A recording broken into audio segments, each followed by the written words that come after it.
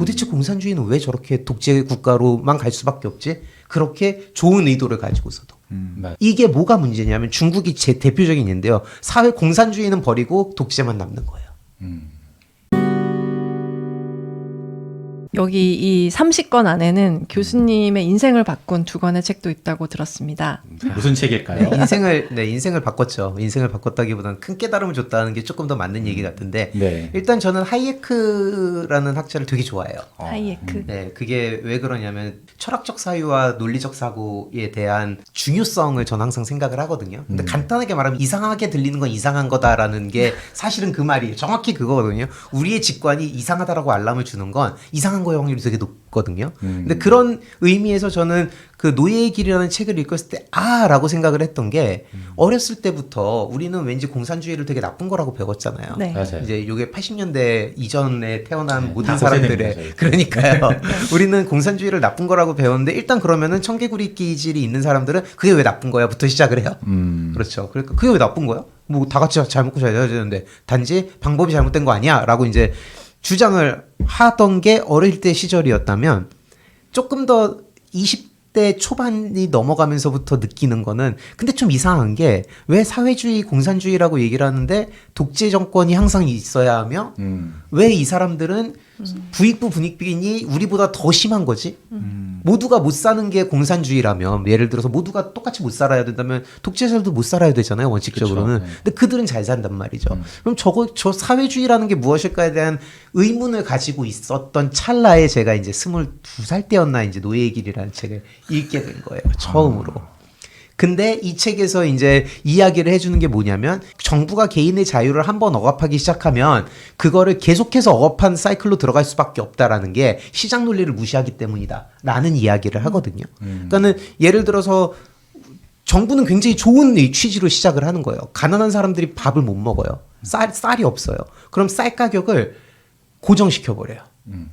이거 비싸게 못 팔아라고 딱 해요. 그러면은 쌀을 팔고자 하는 사람들이 가격이 너무 낮다 보니까 못 팔아요. 안 팔아요. 네. 그러면은 시장에 공급 부족이 나와요. 그러겠죠. 그러면 더 굶는 사람들이 많아져요, 오히려. 그러면 정부가 거기서 어떻게 해요? 그러면 할당하기 시작해요. 배급하자. 그래서 배급을 하기 시작을 하면 거기서 오히려 비리가 나오면서 권력이 집중이 돼요.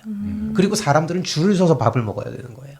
이게 뭐냐면 한 번 개인의 자유를 억압하는 방식으로 빠지게 되면 그 의도가 아무리 좋았다 하더라도 그 마약에서 벗어날 수 없다라는 얘기거든요. 근데 공산주의를 이제 보면 마르크스의 자본론에서 뭐라고 얘기를 하냐면요.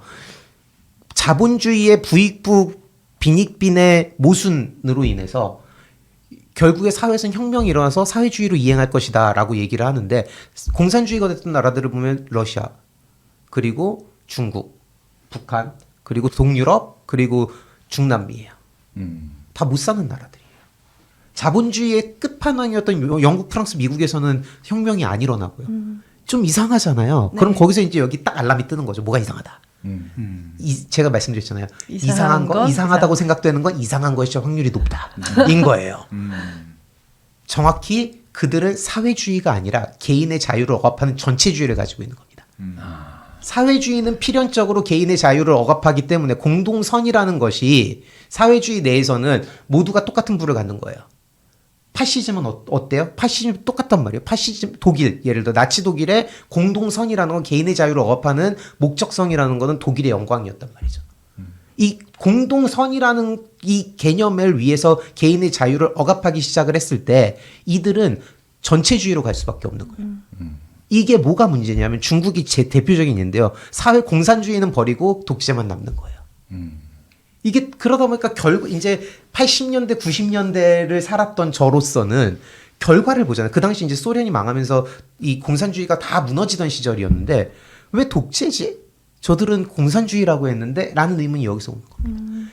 그러다 보니까 하이에크의 책을 보면서 느꼈던 게 결국에 이들은 공산주의라는 것은 공산주의뿐만이 아니라 그 어떤 형태로든 정부가 개인의 자유를 억압해야 되는 파시즘이라던가 이 모든 것들은 결국에는 전체주의로 갈 수밖에 없는 거죠. 그게 사회주의건 공산주의건 공동선이 뭐건 간에 그 얘기를 하는 거거든요. 그래서 제가 이 공산주의라는 이 전체적인 틀을 이해하는 데 있어서 굉장히 큰 영향을 끼친 책이라고 생각을 합니다. 저는 궁금한 게 교수님이 그 부분에 대해서 굉장히 크게 고민하셨었나 봐요. 어떻게 하면 다 같이 잘 그런 게 아니라 어. 이 인생을 바꿨다라고 느꼈을 정도로 이 책이 충격 혹은 어떤 지적인 깨달음으로 온 근원적인 이유가 더 궁금하다고 해야 되나? 그게 네. 우리 어렸을 땐 금서가 많았단 말이에요. 되게 옛날 사람 같은데 이게 자본론 같은 책들도 금서였어요. 맞아요. 그게 풀린 게 사실은 저 중학교 때 생각보다 요새 일이에요. 그 정말 금서들이 맞아요. 풀린 게. 네. 그러다가 보니까 왠지 대학에 와서도 그런 책들을 읽으려고 하면 거부감이 드는 게 되게 많았거든요. 잡혀갈 것 같고 막. 근데 네. 그러면은 더 보고 싶잖아요. 이게 뭔가 하지 말려면 더 하고 싶잖아요.